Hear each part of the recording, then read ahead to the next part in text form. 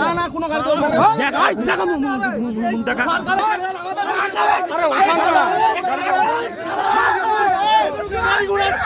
এরকম নোংরা মানসিকতা নিয়ে কোনো ডাক্তার এরকম কাজ করবেন, এটা আমরা মোটেই ভালো চোখে নিচ্ছি না।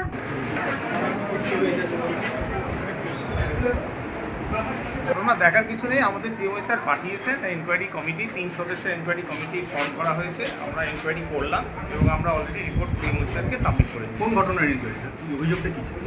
অভিযোগটা ছিল একটা কিছু রাখা হয়েছিল কোনো ডিভাইস সিস্টারদের ঘরে, ঠিক আছে, চেঞ্জিং রুমে, সেইটা নিয়ে অভিযোগটা হয়েছিল।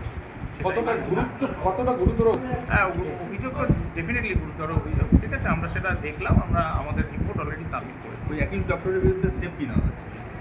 স্টেপ আমরা সেটা তো রেকমেন্ডেশন আমরা যেটা দিয়েছি সেটা সিএমও স্যারকে আমরা ফরওয়ার্ড করবো, এটা তো আমি বলতে পারি না এইভাবে এখানে। ইমিডিয়েট অ্যাকশন কিছু? ইমিডিয়েট অ্যাকশন এটা স্যার বলবেন, যদি বলেন স্যার যেটা বলবেন সিএমও স্যার। আপনার নাম এবং ডেজিগনেশন? আমি ডেপুটি সিএমও শ্রী ডক্টর অপূর্ব দাস। দেখুন, এটা আমরা একেবারেই আশা করিনি যে কলকাতার আরজিকরে যে ঘটনা ঘটে গেছে বিগত দিনে, তার জন্য পশ্চিমবঙ্গের মানুষ যেভাবে বিচার চেয়েছে, তারপরেও বিহারের মতো জায়গায় এরকম নোংরা মানসিকতা নিয়ে কোনো ডাক্তার এরকম কাজ করবেন, এটা আমরা মোটেই ভালো চোখে নিচ্ছি না। নার্সরা যেভাবে দিনরাত এক করে ডাক্তারদের সহযোদ্ধা, মানুষের জীবনকে বাঁচাবার জন্য তারা লড়াই করে চলেছেন, তাদের কর্ম তারা পালন করছেন, সেই জায়গা থেকে একটা ডাক্তার মানে কোন মানসিকতা থেকে এই কাজটা উনি করতে পারেন? কি শুনলেন? দেখুন, নার্সরা চেঞ্জিং রুম তাদের বাড়ি থেকে এসে তারা চেঞ্জ করে তাদের নিয়মিত কাজের মধ্যে যুক্ত হন, তার আগে তাদের চেঞ্জ করতে হয়, নির্দিষ্ট একটা পোশাক পরতে হয়। সেই চেঞ্জিং রুমে এই ইটাহার হাসপাতালের ডাক্তার বিশ্বজিৎ ঘোষ, তিনি তার মানে পেনের মতো একটা কলমের মধ্যে করে ক্যামেরা, স্পাই ক্যামেরা লাগিয়ে রেখেছেন এবং সেটা থেকে উনি গতকাল এটা নিয়ে নার্সরা বুঝতে পেরেছে। 10 তারিখ থেকে এরা বুঝতে পেরেছে, বুঝতে পারার পর থেকে ওনারা কালকেও আমার সাথে যোগাযোগ করেছে রাত্রেবেলা।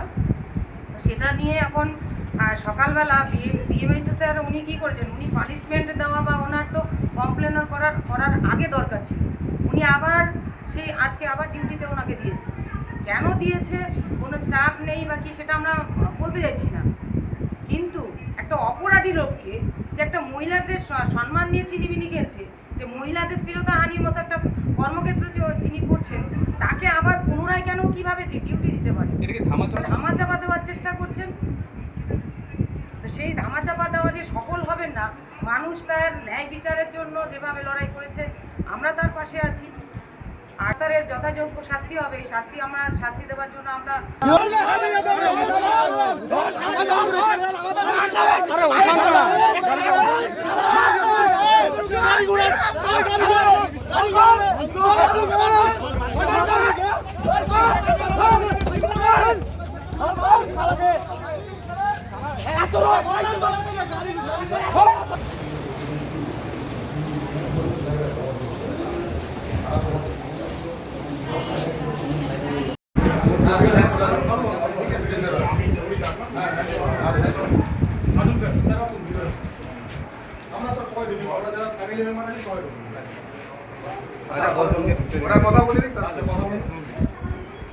আমাদের ভিডিও ভালো লাগলে লাইক এবং শেয়ার করুন, কমেন্ট সেকশনে গিয়ে জানান আপনাদের মতামত।